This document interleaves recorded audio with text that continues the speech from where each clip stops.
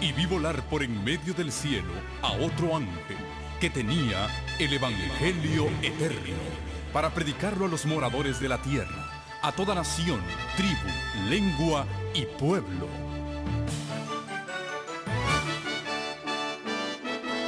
Con ustedes su programa cristiano con temas bíblicos de actualidad.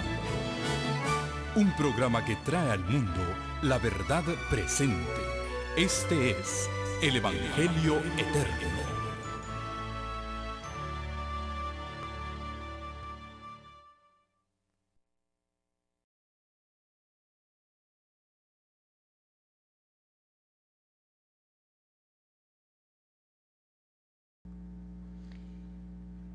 En nuestra serie sobre el desarrollo del carácter y el sellamiento del pueblo de Dios, hoy nos toca ver una de esas características de los sellados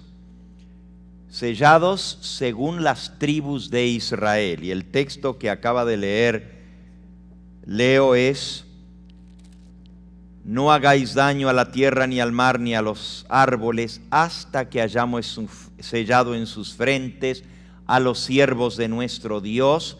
Y oí el número de los sellados, 144,000 sellados, de todas las tribus de los hijos de Israel.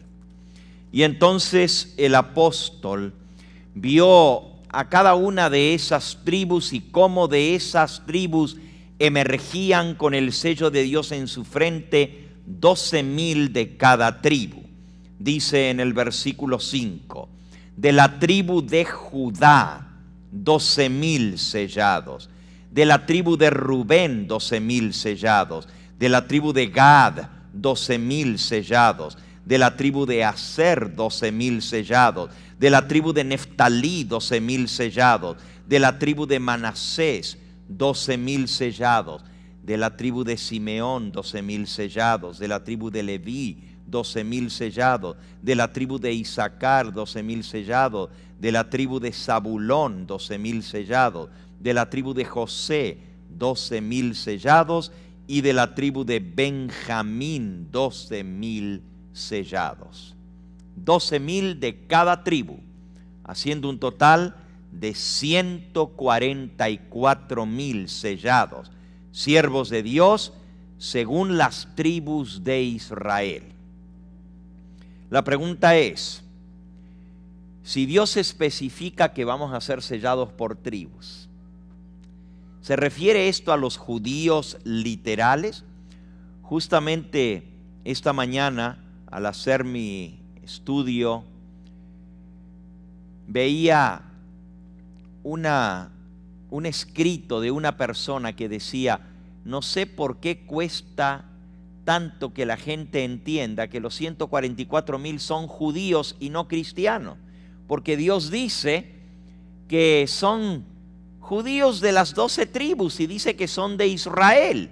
Entonces, ¿por qué cada grupo cristiano se adjudica el tema del sellamiento y los sellados a sí mismos, cuando Dios dice en su palabra que son judíos y que son de las tribus de Israel?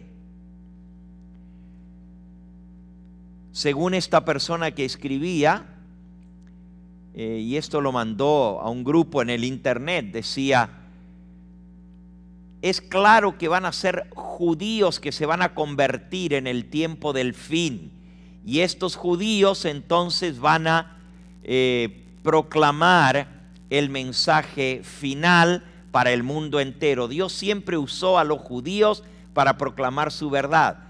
No se refiere a cristianos sino a judíos literales. Bueno, ¿qué hacemos con eso? Por un lado, hemos visto que esto se refiere a la última generación, pero por otro lado, la Biblia dice que vamos a ser sellados 12,000 de cada tribu. ¿Será esto literal o será esto simbólico? Primero vamos a tomar unos minutos para mostrar a qué tribu se está refiriendo. Si son las tribus del Israel según la carne, o sea, el Israel literal, porque hoy en día hay una nación que se llama Israel. Y esa nación tiene 12 territorios que llevan los nombres de las 12 tribus. Pero resulta que la gente que vive en Israel, el 70% de la población son ateos, ni siquiera creen en Dios. En Israel estoy hablando, ustedes se sorprenderán de lo que estoy diciendo. Los judíos ortodoxos son una minoría en Israel, menos del 10% de la nación. Y el 70% de la población no es judío, ni es cristiano, ni es ninguna otra cosa, simplemente son ateos, no creen ni siquiera en la existencia de Dios. Entonces, ¿se está refiriendo Dios a esos judíos? Obviamente no, porque dice que son siervos del Dios Altísimo, hasta que hayamos sellado en sus frentes a los siervos de nuestro Dios. Entonces, ¿van a ser de los judíos ortodoxos, de los que creen en Dios, si fueran literales? Ni ellos mismos saben a qué tribu pertenecen. La mayoría de ellos no pueden identificar a qué tribu, saben que son judíos por descendencia, pero no saben exactamente de qué tribu descienden. Vamos a tomar unos minutos para ver qué enseña la palabra de Dios con respecto a las tribus de Israel. Vamos un poquito antes del Apocalipsis a la epístola del apóstol San Pedro. Y vamos a su primera carta, primera epístola universal del apóstol San Pedro. Dice el versículo 1 del capítulo 1. Pedro, capítulo 1 de primera de Pedro, versículo 1. Pedro, apóstol de Jesucristo, a los expatriados de la dispersión en el Ponto, Galacia, Capadocia, Asia y Bitinia, elegidos según la presciencia de Dios Padre en santificación del Espíritu, para obedecer y ser rociados con la sangre de Jesucristo, gracia y paz os sean multiplicados. Aquí el apóstol Pedro está escribiendo a los expatriados de la dispersión. La palabra dispersión se traduce también como diáspora. Estos son los judíos dispersos, pero el apóstol Pablo está usando una terminología judía para referirse a todos los que están distribuidos, que son llamados según Dios y Padre, elegidos como el pueblo de Israel, para ser rociados con la sangre de Jesucristo. El pueblo judío no aceptó en su mayoría al Salvador. Solamente hubo un remanente fiel, los apóstoles y aquellos que aceptaron la predicación de los apóstoles en el día de Pentecostés. Pero aquí Pablo usa la terminología expatriados de la diáspora, de la dispersión, para referirse al pueblo de Dios. Y entonces en el capítulo 2, en el versículo 9, utiliza los textos que se aplicaban al pueblo de Israel para referirse a todos aquellos que creen en el Señor. Dice: mas vosotros sois linaje escogido, real sacerdocio, nación santa, pueblo adquirido por Dios, para que anunciéis las virtudes de aquel que os llamó de las tinieblas a su luz admirable. Vosotros que en otro tiempo no erais pueblo, pero ahora sois pueblo de Dios. Que en otro tiempo no habíais alcanzado misericordia, pero ahora habéis alcanzado misericordia. Obviamente aquí está hablando de personas que no eran antes pueblo de Dios, pero ahora llegaron a ser pueblos de Dios, y dice: vosotros sois linaje escogido, real sacerdocio, nación santa, pueblo adquirido por Dios. Este pasaje el apóstol Pedro lo está tomando del Antiguo Testamento, y si ustedes se fijan, es una cita del libro de Deuteronomio o del libro de Éxodo, donde Dios le llama a su pueblo exactamente eso. Fíjense, Éxodo capítulo 19, Éxodo 19, Dios le habla al pueblo de Israel y les dice,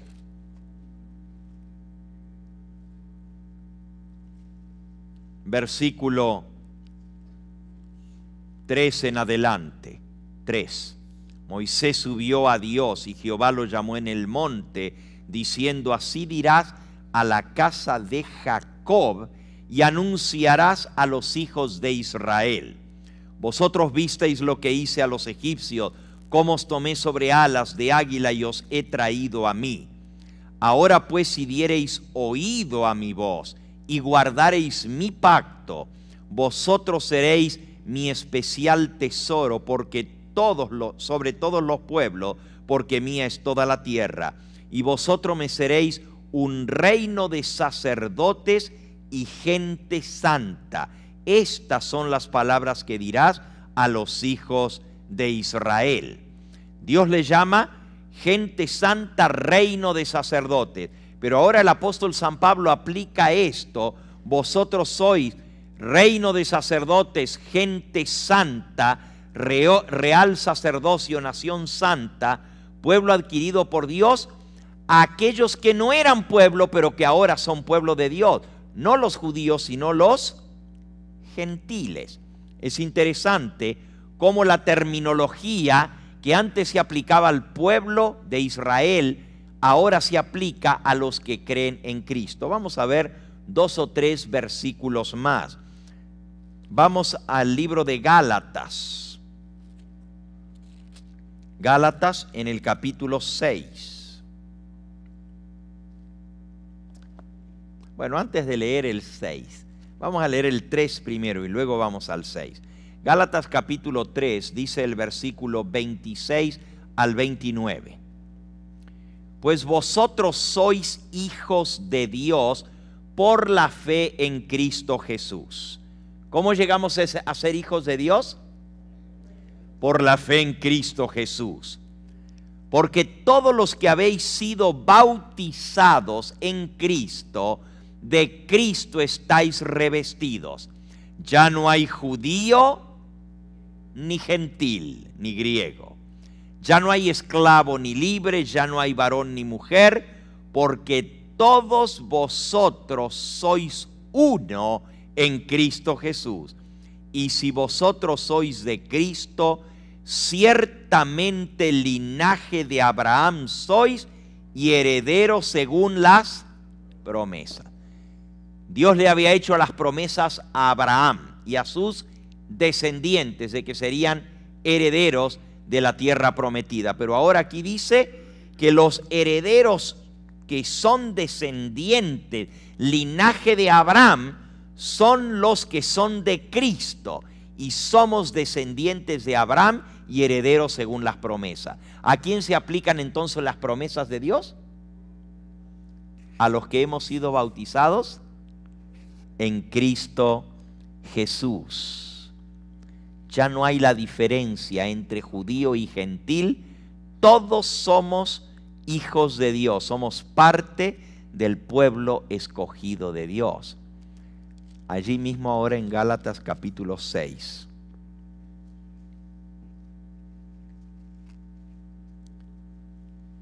Dice el versículo 14. Pero lejos esté de mí gloriarme sino en la cruz de nuestro Señor Jesucristo, por quien el mundo me es crucificado a mí y yo al mundo. Porque en Cristo Jesús ni la circuncisión vale nada, ni la incircuncisión, sino una nueva criatura, una nueva creación. Y a todos los que anden conforme a esta regla, paz y misericordia sea a ellos y al Israel de Dios. Así que el Israel de Dios, dice aquí, son los que andan conforme a esta regla. Ya no vale la circuncisión. La circuncisión era la señal de que eran judíos. de que eran parte del pacto. Dios le dijo a Abraham, circuncidarás a tu hijo, y cada hijo varón tiene que ser circuncidado como señal del pacto, de que son parte del pueblo de Dios. Pero ahora Pablo dice, ya no vale la circuncisión ni estar o no estar circuncidado. Lo que vale es la nueva criatura, haber nacido de nuevo.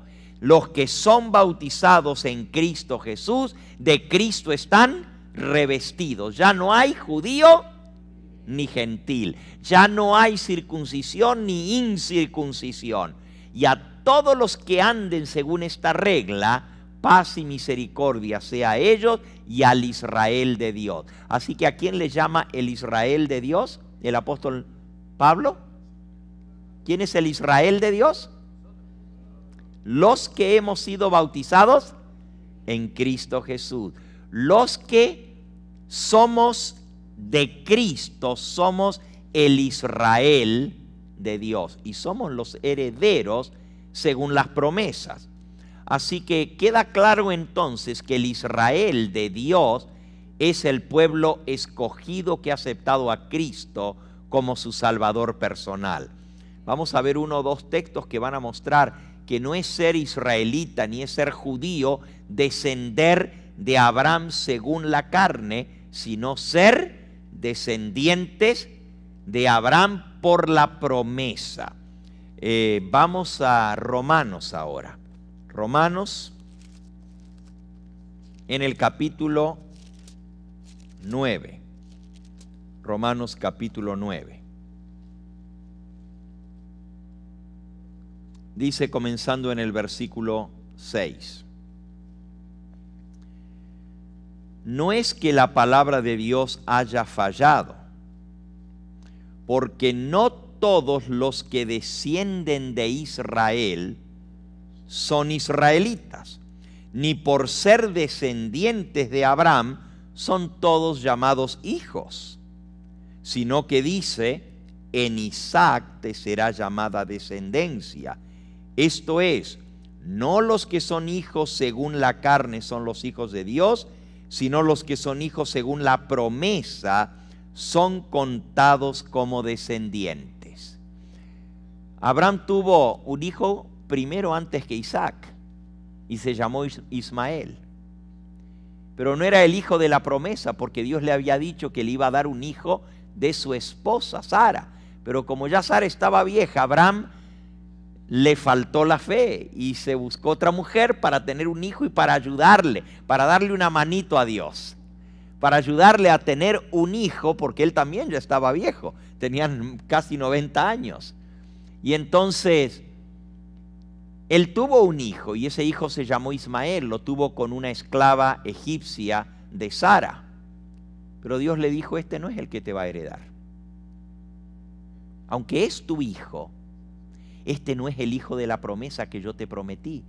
Es un hijo de tu matrimonio que yo te voy a dar, el que va a ser tu heredero. Y de él, dice, en Isaac te será llamada descendencia.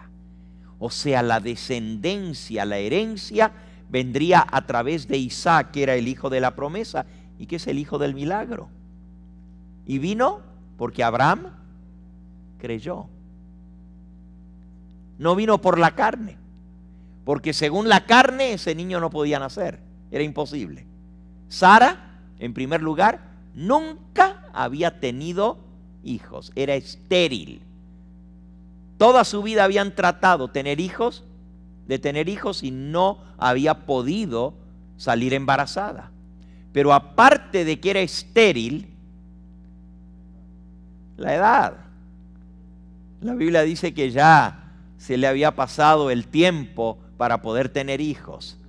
Ya había entrado en la menopausia, ya no podía físicamente tener hijos. Si ustedes se fijan allí en Romanos en el capítulo 4, Romanos 4.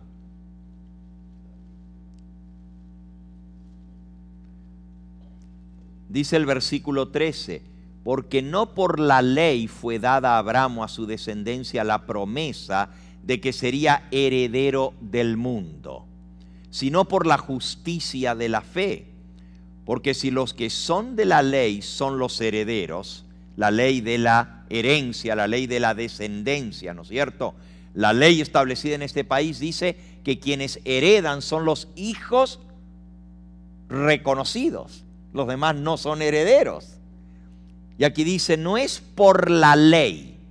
Si fuera por la ley, Ismael tenía tanto derecho como tenía Isaac, porque era hijo legítimo en el sentido de que era hijo de Abraham, era verdaderamente hijo suyo, aunque no era con su esposa legítima. Pero aquí dice, no es por la ley que le fue dada a Abraham o a su descendencia la promesa de que sería heredero, sino por la fe, porque si los que son de la ley son los herederos, vana resulta la fe y anulada la promesa. Pues la ley produce ira, pero donde no hay ley tampoco hay transgresión. Por tanto, es por fe para que sea por gracia, a fin de que la promesa sea firme para toda su descendencia, no solamente para la que es de la ley, sino también para la que es de la fe de Abraham, el cual es Padre de todos nosotros. Como está escrito, te he puesto por padre de muchas gentes, delante de Dios a quien Abraham creyó, el cual da vida a los muertos y llama las cosas que no son como si fuesen. Abraham creyó en esperanza contra toda esperanza, para llegar a ser padre de muchas gentes, conforme a lo que se le había dicho, así será tu descendencia. ¿Qué le dijo Dios a Abraham? Mira el cielo, cuenta las estrellas si las puedes contar. Así será tu descendencia. Y luego le dijo, como la arena del mar, así serán tus descendientes. Pero dice aquí, Abraham creyó en esperanza contra toda esperanza. Versículo 19, y no se debilitó en la fe al considerar su cuerpo que estaba ya como muerto, siendo casi de 100 años, o la esterilidad de la matriz de Sara. Tampoco dudó por incredulidad de la promesa de Dios, sino que se fortaleció en la fe dando gloria a Dios, plenamente convencido de que era también poderoso para hacer todo lo que él había prometido, por lo cual también su fe le fue contada por justicia. Así que la descendencia, el pueblo escogido, no vino por la ley de la herencia, no vino por la ley de la descendencia, no vino por la sangre, no vino por la carne, vino por la promesa de Dios y la fe de Abraham en esa promesa. ¿Dios no nos ha hecho a nosotros la misma promesa? ¿De que seremos salvos por la fe? Y la fe significa creer contra toda esperanza. Y así nosotros hoy en día decimos, pero sí, Dios va a poner su sello en la frente de sus hijos, pero ¿cómo lo va a poner en mi frente si yo no soy digno, si yo no he podido vencer, si yo tengo un montón de defectos de carácter? Y Dios dice, no es por tu esfuerzo, no es por lo que tú logres por ti mismo, es por la fe. Y si tú crees en mi palabra, vas a recibir lo que yo te he prometido. Esa es la promesa del Señor. Ahora, de Abraham salió el pueblo escogido, pero Abraham tuvo 2 hijos. Tuvo uno que se llamaba Ismael y otro que se llamaba Isaac. Pero la cosa se pone más interesante todavía. No es por ser descendiente de Abraham que se es hijo de Dios, aunque Dios le dijo a Abraham, así será tu descendencia de grande. Porque después que Dios descartó a Ismael y escogió a Isaac, Isaac también tuvo 2 hijos. ¿Cómo se llamaron los 2 hijos de Isaac? Jacob y Esaú.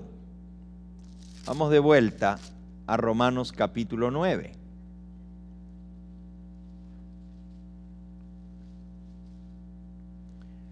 Dice el versículo 6, otra vez que leímos. No es que la palabra de Dios haya fallado, porque no todos los que descienden de Israel son israelitas. Ni por ser descendientes de Abraham son todos hijos, sino en Isaac te será llamada descendencia.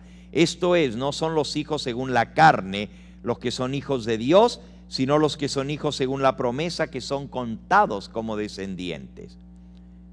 Y luego dice, porque la palabra de la promesa es esta: por este tiempo vendré y Sara tendrá un hijo.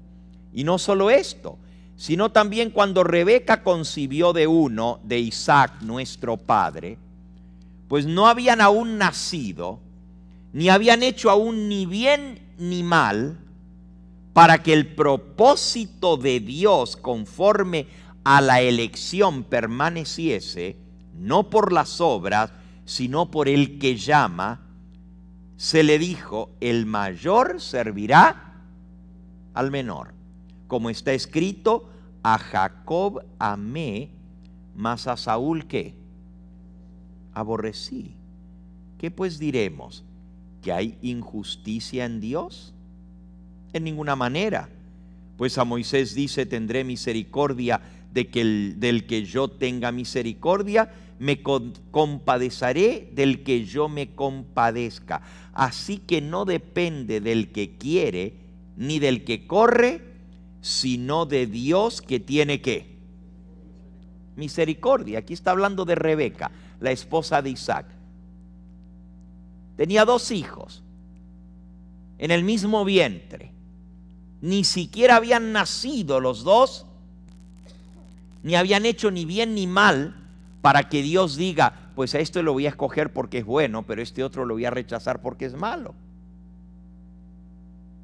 No. Ya antes de nacer, Dios le había dicho, el mayor servirá al menor. ¿Por qué Dios escogió al menor para ser líder? Ahora, yo quiero que entiendan que este pasaje no está diciendo que Dios rechazó a Esaú para que se pierda. Porque muchos leen esto y dicen, esto es predestinación. ¿Por qué Dios escoge a algunos para que se salven y otros para que se pierdan? No. El pasaje está hablando de la elección para el servicio a Dios. Y por eso está diciendo, el mayor servirá al menor. El que lleva el liderazgo en el pueblo de Dios, en el caso de Esaú y de Jacob, es Jacob. Y Dios escogió a Jacob. Esaú tenía la misma oportunidad que Jacob de salvarse, pero en cuanto a la descendencia y al pueblo escogido, el linaje corre por Jacob, porque Dios escogió a Jacob y de allí sacó a las 12 tribus de Israel. No la sacó de Esaú.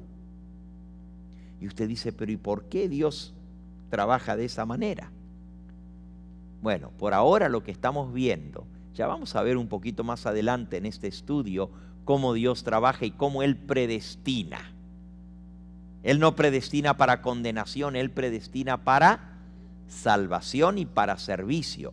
Pero lo que vamos a ver, por ahora lo que estamos viendo es que no son los israelitas carnales que descienden de Abraham o que descienden de Isaac los que son hijos de Dios.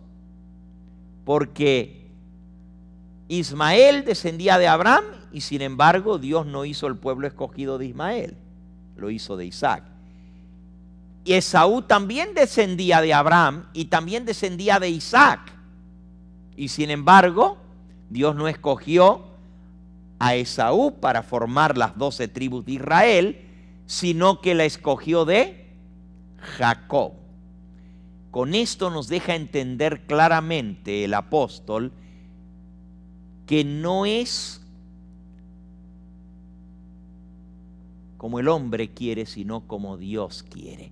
Y que ser judío y ser descendiente de Abraham no significa ser descendiente según la carne, ser descendiente literal, sino que los que son de la fe, los que son de la promesa, son contados por descendientes. Habiendo dicho todo esto, tenemos que llegar entonces a la conclusión de que el Israel de Dios, del cual van a ser selladas las tribus, no es el Israel que desciende de Abraham, que viven en Israel, los judíos y en todas partes del mundo, pero que la mayoría, casi su totalidad, no ha creído en Cristo como la simiente de Abraham ni como el Mesías. Porque esa es la tristeza del pueblo judío, que rechazan al Mesías. Yo sé que hay judíos que lo han aceptado. Yo sé que hay judíos mesiánicos que han creído que Jesús es el Mesías y el Cristo. Alabado sea el nombre de Dios por ello. Eso muestra que Dios no hace acepción de personas, que aún los judíos tienen derecho a la salvación si creen en Cristo Jesús. ¿Puede un judío ser salvo? Claro que puede ser salvo. ¿De qué manera? De la misma manera como tú y yo somos salvos, aceptando la salvación ofrecida a través de Cristo Jesús. Entonces, no se es hijo de Dios y descendiente y heredero por ser simplemente de una tribu literal, de un descendiente literal de Abraham, sino los que son de la fe. Y como vamos a ver en un momento, al ir estudiando cada una de las tribus, vamos a descubrir que ni siquiera por ser de la tribu de Rubén, dentro del pueblo que dice ser el Israel de Dios moderno, escucha bien lo que estoy diciendo, ni siquiera por ser de una tribu de Israel y ser parte del pueblo escogido moderno, porque el pueblo tiene la señal del pacto, y la señal del pacto en el Antiguo Testamento tenía que ver con la circuncisión, en el Nuevo Testamento tiene que ver con el bautismo. Pero también Dios dio una señal distintiva de su pueblo que tiene que ver con el Santo Sábado. Y tanto el Israel del Antiguo Testamento como el Israel del Nuevo Testamento tiene esa señal del pacto, la señal del Santo Sábado. Pero repito, no por ser parte del Israel de Dios moderno, ni por ser parte de una de las tribus, quiere decir que vamos a recibir el sello de Dios. ¿Quiénes van a recibir el sello? Los que son de la fe, los que permiten por la fe que Dios coloque ese sello en sus vidas. Para ser de los escogidos de Dios en el tiempo del fin, tenemos que creer, tenemos que aceptar, tenemos que permitirle al Señor que haga la obra en nosotros. Y eso es lo que vamos a aprender. Así que, habiendo dejado en claro que los sellados son de las tribus de Israel espiritual y no literal, no son judíos literales, entonces el próximo paso es, bueno, ¿cuáles son las tribus del Israel moderno? Si Dios dice que vamos a ser sellados por tribus, ¿qué tiene eso de importante para nosotros? ¿Por qué Dios dice 12,000 de la tribu de Judá, 12,000 de la tribu de Rubén? ¿A cuál tribu perteneces tú? ¿Hay alguna manera de identificar estas tribus? ¿Tienen algún significado para nosotros? ¿Por qué Dios se tomó el tiempo de decir que vamos a ser sellados por tribu y de cada tribu 12,000 sellados, si eso no tiene importancia hoy en día? Sí tiene importancia, pero no es el Israel físico ni literal, sino el Israel espiritual. Y no son las características físicas, genéticas de esa tribu, sino son las características espirituales de esas tribus las que nosotros tenemos que buscar. Y eso es lo que vamos a aprender en esta serie del desarrollo del carácter. Cómo el carácter de cada uno de los 12 hijos de Jacob es el que cuenta para recibir el sello de Dios. Para esto tenemos que ir a ver cómo se formó o se formaron las 12 tribus de Israel. Y ya todos nosotros sabemos que las 12 tribus se formaron de los 12 hijos que le nacieron a Jacob. Vamos a hablar un poquito del padre de las 12 tribus hoy. Jacob, como nosotros vimos, era gemelo. Nació de la misma madre en el mismo momento. Eran mellizos. No diríamos gemelos porque realmente no eran iguales. Vamos a leer cuándo nacieron estos muchachos. Vamos a hablar un poquito de Jacob, que es el padre de las 12 tribus, para entender de dónde salieron los 12 hijos y los caracteres que representan cada uno de ellos. Si vamos al libro de Génesis, encontramos nosotros el nacimiento de estos muchachos en Génesis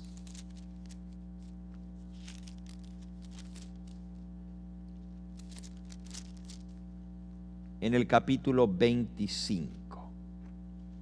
Dice el versículo 19. Estos son los descendientes de Isaac, hijo de Abraham.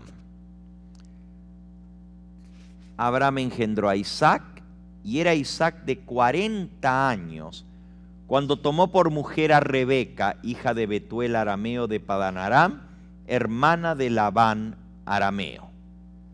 Así que Rebeca era hermana de Labán. Y oró Isaac a Jehová por su mujer, que era estéril. Fíjense, también Rebeca era estéril. Eso viene por familias. ¿Okay? Y ustedes saben que Labán era, ¿qué parentesco tenía Labán con Abraham?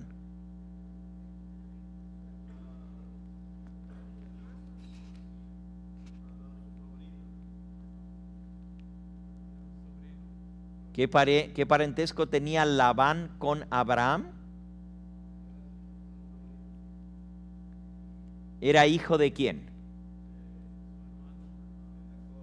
Era hijo de Nacor, que era hermano de Abraham.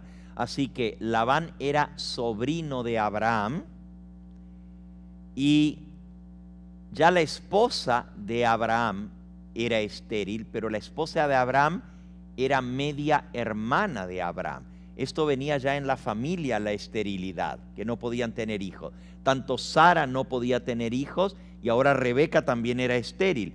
Pero dice aquí que Isaac oró a Jehová por su mujer, que era estéril, y lo aceptó Jehová, y le abrió la matriz a Rebeca y concibió. Así que, hermanos, si ustedes tienen esposa que es estéril, pueden hacer como hizo Isaac. Pueden orarle al Señor, y el Señor puede hacer el milagro y abrir la matriz. ¿No creen ustedes esto? Oh, yo les pudiera contar historia tras historia de personas que por muchos años estaban casados y no podían tener hijos. Y por una oración el Señor contestó la oración y abrió la matriz. Yo tengo una buena pareja, amigos míos, que viven ahora en Fresno, pero antes vivían en Chicago. 12 años de casados. Nunca habían podido tener hijos, habían ido a clínicas de fertilidad, habían probado de 1000 maneras. 12 años de casados y no habían tenido hijos. Y una vez contando esta historia, yo dije esto mismo, y al terminar el sermón, vino este amigo mío, hermano de la iglesia, me dijo: pastor, ese es nuestro caso, el que usted contó. Nosotros no podemos tener hijos, pero usted dice que si se ora, Dios puede hacer el milagro. Y nosotros la verdad es que hemos hecho todo lo humanamente posible. Hemos ido con los médicos y nada. Pero nunca se nos había ocurrido, claro, siempre orábamos que Dios nos diera un hijo, pero no se nos ocurrió pedir que Dios haga ese milagro, y queremos que usted sea quien haga esa oración. Miren qué compromiso, ¿verdad? Pues así hicimos, le oramos al Señor, y ellos tuvieron un hijo. Después de 13 años de casados tuvieron su hijo. Tenían unos vecinos que vivían allá en Chicago también, que vivían en el apartamento de arriba, y estos vecinos se enteraron de la oración y de la bendición que Dios mandó a ese hogar, y también ellos tenían años de estar casados y no habían tenido hijos, y me mandaron a llamar. Ahora yo no tengo ningún poder en mí mismo, lo único que hice fue pedirle al Señor. Cualquiera de nosotros podemos hacer lo mismo, y Dios contesta las oraciones de sus hijos, no importa quiénes sean. No tiene que ser el pastor Gambetta que ore. Dios contesta las oraciones de todos sus hijos que le piden con fe, si es su voluntad. Oramos por esta otra familia. También ellos tenían 8 años de casados y no habían podido tener hijos, y ahora tienen 2 preciosas hijas. Alabado sea el nombre del Señor. En España estuvimos hace unos años atrás, y otra vez una pareja que no habían podido tener hijos. Ahora que estuve, pues conocí al niño que nació. También oramos por esta pareja y el Señor les dio, y ahora tienen un precioso niño. Ahora que estuvimos en Portugal, vinieron a visitarnos y a traernos el niño que nació después de tantos años de estar casados y no haber podido tener hijos. Dios contesta las oraciones, y aquí dice que Isaac oró y le pidió a Dios por Rebeca, y el Señor oyó, aceptó la oración de Isaac, y concibió Rebeca su mujer. Y los 2 hijos luchaban dentro de ella, y dijo: si es así, ¿para qué vivo yo? Y fue a consultar a Jehová. Fíjense que era tan desesperante cómo se movían los niños en el vientre. Dice la Biblia que los niños luchaban dentro del vientre, o sea, aún dentro de la matriz se peleaban esos 2 niños. Y era tan terrible lo que ella sentía que dijo: ¿para qué vivo? Mejor me muero de tanto incomodidad y dolor.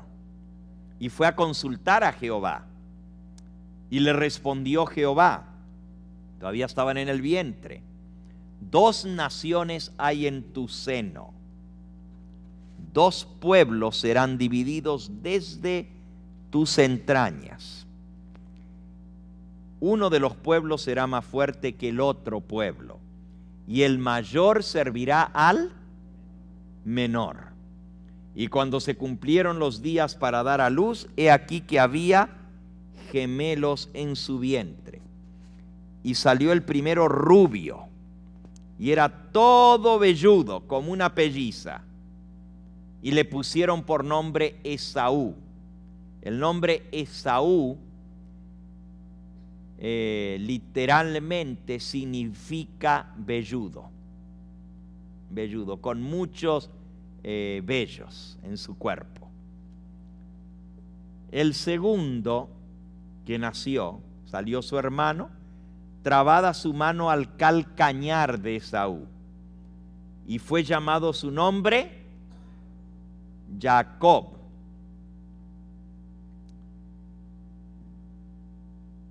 Y era Isaac de edad de 60 años cuando ella los dio a luz. Se casó a los 40, y los niños nacieron cuando tenía Isaac 60 años, o sea, 20 años, y no habían podido tener hijos. Y al final de 20 años de matrimonio nacieron los gemelitos. El nombre Esaú quiere decir velludo, pero también quiere decir pelirrojo, pelirrojo, porque tenía el pelo y los vellos de color rojizo. De ahí también viene su apodo, Edom. A Esaú se le llama Edom en la Biblia, que quiere decir colorado. O sea, tenía ese sobrenombre, colorado, pelirrojo. Los dos niños que nacieron eran bastante diferentes en su carácter. Versículo 27. Crecieron los dos niños. Esaú era diestro en la casa, hombre del campo, pero Jacob era varón quieto que habitaba en las tiendas. A Jacob le gustaba más estar en su casa, era muchacho de la casa, mientras que Esaú era más del campo, era más deportista, más trabajador de trabajos fuertes, le gustaba cazar. Diestro en la casa, dice el versículo 27, hombre de campo, Jacob más en su casa. Y amó Isaac a Esaú porque comía de su casa, mas Rebeca amaba más a Jacob. Favoritismos. La madre favorecía al hijo menor, a Jacob, porque estaba más en la casa, le hacía más compañía a la madre. El padre sentía predilección por el hijo mayor. Y allí sigue la historia de la venta de la primogenitura. Nosotros vamos a estudiar un poquito sobre este hogar, porque aunque ustedes no crean, hay mucho que aprender en el hogar de Isaac. Y hay mucho que aprender en el hogar de Jacob, porque de Jacob van a salir los 12 muchachos que van a formar las 12 tribus con sus distintas características, temperamentos y caracteres. Aquí estamos viendo que el padre de las 12 tribus era más un muchacho dado a la casa, a quedarse en la casa, estar con su madre. Dice aquí que era varón quieto, más introvertido, más sereno, más tranquilo, mientras que el otro era un bullicio, el otro le gustaba las cosas de riesgo, le gustaba, imagínense, el ir a cazar y sobre todo animales salvajes. Era como muchos jóvenes hoy en día que le gusta todo lo que sea desafío. Ese era Esaú, mientras que Jacob era más tranquilo, estaba en la casa. Vayan viendo los temperamentos para que después nosotros veamos cómo salieron estos otros muchachos, los hijos. Sigue diciendo, guisó Jacob un potaje. Le gustaba cocinar. Algunos piensan que el cocinar es de las mujeres y que los hombres es de trabajar fuera. Esa es como nuestra cultura nos ha formado. Pero en realidad los cocineros más famosos en el mundo son varones. Los mejores chefs son varones. No quiere decir nada. Y con esto no estamos despreciando a la mujer como cocinera. Simplemente no quiere decir que Jacob era afeminado y que Esaú era más masculino. Eran dos caracteres distintos. Uno, un carácter más retraído, más sosegado, más quieto. El otro, más extrovertido. Era más riesgoso en su manera de ver las cosas. Dice, Jacob cocinó un potaje. Y volviendo Esaú del campo, cansado, le dijo a Jacob, te ruego que me des a comer de ese guiso rojo, pues estoy muy cansado. Por tanto fue llamado su nombre Edom. Edom quiere decir rojo, era su sobrenombre. También tenía que ver no solamente con el potaje rojo que le pidió a su hermano, sino también con que era pelirrojo como una pelliza.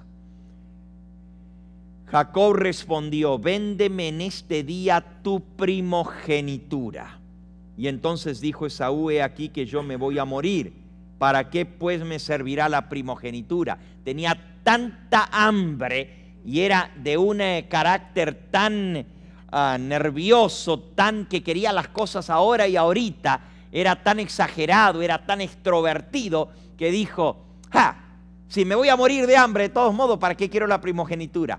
Con eso estaba diciendo: no me interesa, prefiero comer en este momento que lo que venga en el futuro. Era un hombre que miraba las cosas más al presente y no calculaba sus palabras. Era arrebatado en su manera de hablar.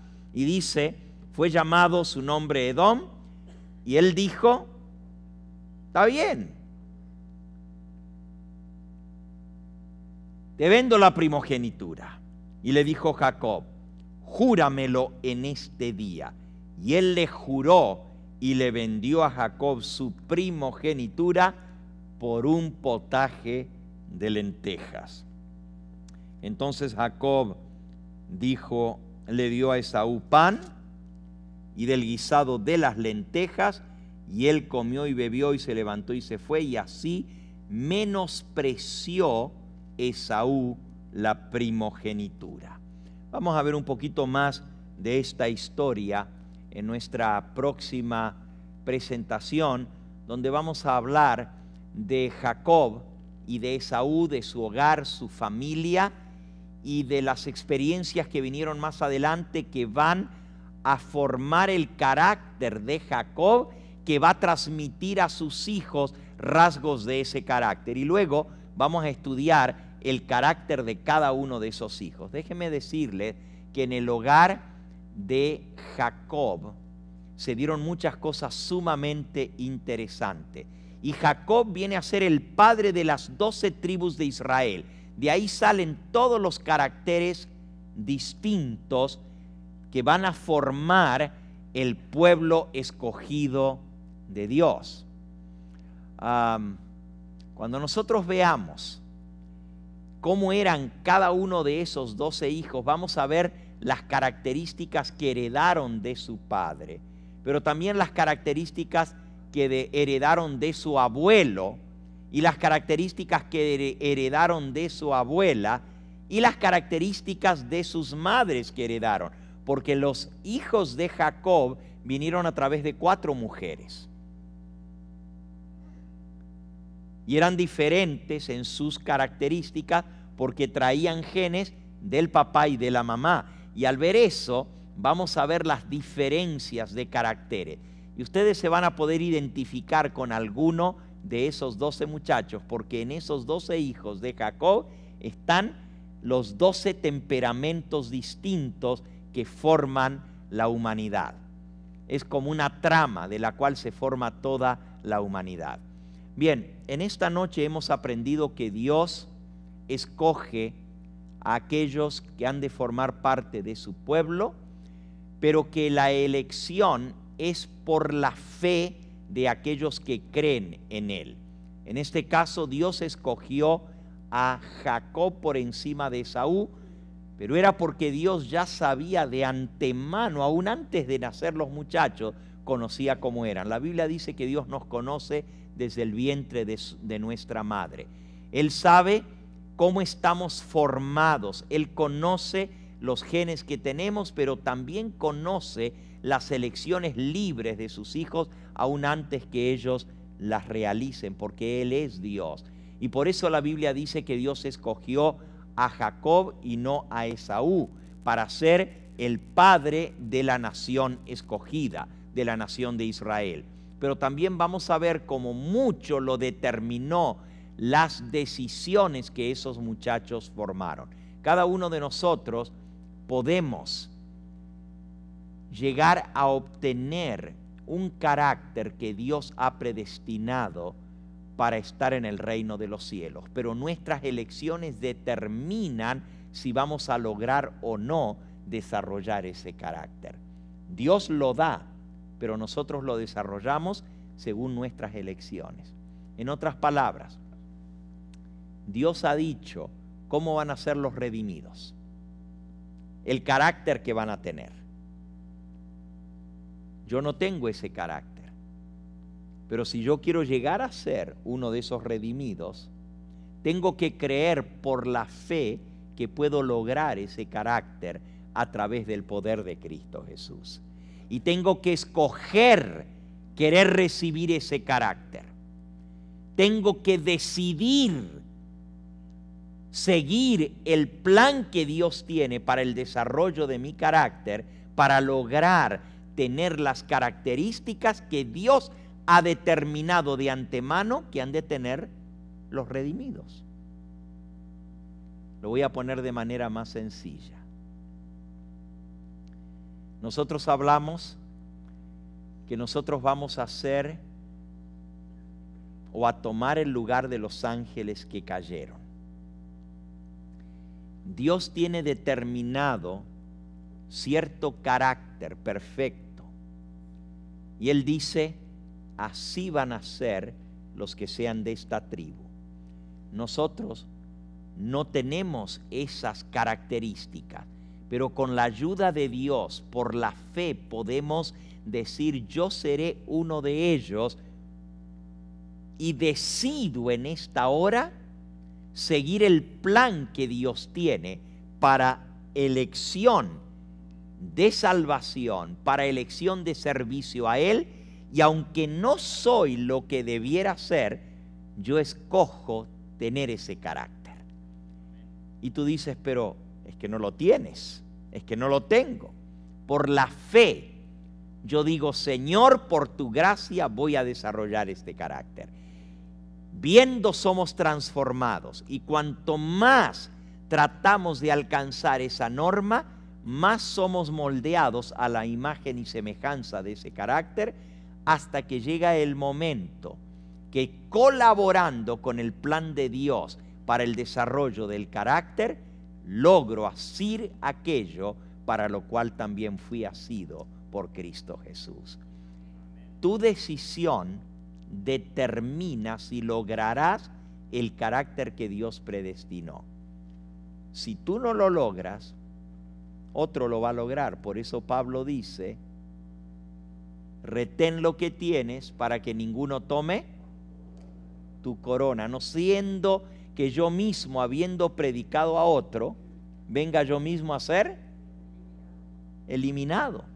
Imagínense qué tragedia, que yo, que conozco todo esto y te lo enseño a ti, yo me quede fuera y tú, gracias a ese conocimiento, entres al reino de los cielos. Por eso tenemos que luchar y permitirle al Señor ayudarnos a desarrollar esos caracteres que sean para gloria y honra de su nombre. Esta noche vamos a terminar por aquí. No he terminado la presentación, pero se nos acabó el tiempo en esta noche. Así que el próximo fin de semana continuamos con esta serie del desarrollo del carácter. Vamos a ponernos en pie, vamos a buscar el himno con el cual vamos a ser despedidos en esta noche. Es el himno número 185. Hay un mundo feliz más allá.